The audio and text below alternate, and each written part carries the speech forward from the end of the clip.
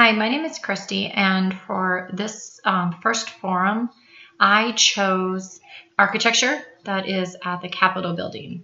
I thought that it'd be an interesting topic to choose. First off, it's free to get into the Capitol building.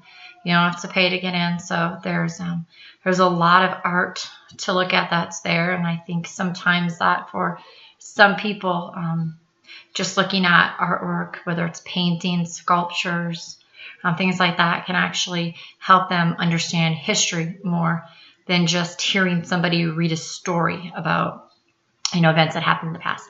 So the first thing, when you go to the Capitol building, you can go and look at the artwork that's in the rotunda. The rotunda is the circular part of the Capitol building. There is a lot of paintings that are in there. I did go ahead and print out some just basic pictures to show you. This would be how it's laid out. You'd walk around circular area, and there's a lot of different paintings that are up there that are in the rotunda area. There is a baptism of Pocahontas. There is a Declaration of Independence, discovery of the Mississippi by De Soto, the embarkation of the Pilgrims. There's also General George Washington resigning his commission. There's another painting, which is the landing of Columbus.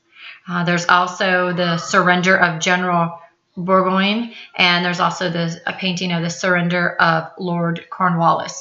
All of these are, I would say, kind of major events that have happened in U.S. history. And what better way for people to understand it or feel like they're part of it than to be standing there looking at a beautiful painting. Sometimes when, at least for me, when you stand in front and you look, at a beautiful painting, you can kind of feel like you're there in a sense, like you were part of it that happened. Another painting that I found some printouts of, these are two, they're kind of hard to see. This one here that's in white, this would be the baptism of Pocahontas. It didn't come out in color. But it's a beautiful painting. She's all in white. It kind of looks like a wedding dress, but it's a baptism. So it made it seem as if you were standing there, like maybe looking through the window, watching it occur, which was kind of neat. And this other one here, this one kind of hard to see. This one is the embarkation of the Pilgrims. So the Pilgrims are all getting together, talking about embarking and everything, what they were coming to America. So that's another, one that a lot of us can relate to Pilgrims because we've heard it in school so many years, as children. So I thought that was those were two that I picked that were neat. And there's another area that's at the Capitol building when you go in. It's called the Statuary Hall, or the National Statuary Hall. And this is what it looks like. Basically, you walk in and there's a bunch of statues. Now, originally there was 100 statues, which were contributed by 50 states. So each state contributed 2 statues. The statues were donated by the states to honor persons who were notable in their history of their state. It ended up being that there was such a large collection of statues that they actually moved most of them and displayed them throughout the Capitol building because they couldn't fit all of them in this hall anymore. Now there's only 35 out of the 100 statues that are in the hall, and the rest of them are all spread out around it. Like I said, if you look at this here, again, back at the painting in the rotunda, you can see, like right there, you can see some of the other statues where they just spread them out around the whole area.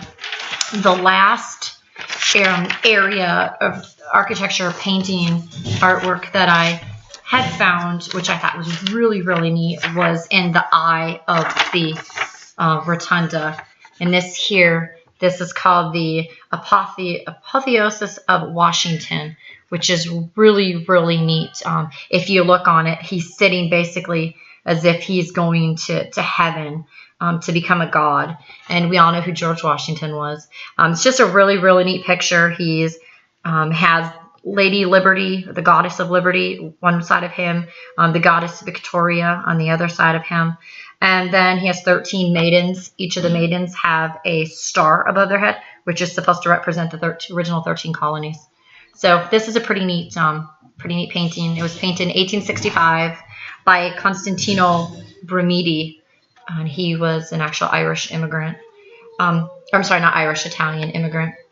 So just really neat stuff. That is basically the eye of the rotunda. So if you stand inside it and you look up, that's what you're going to see.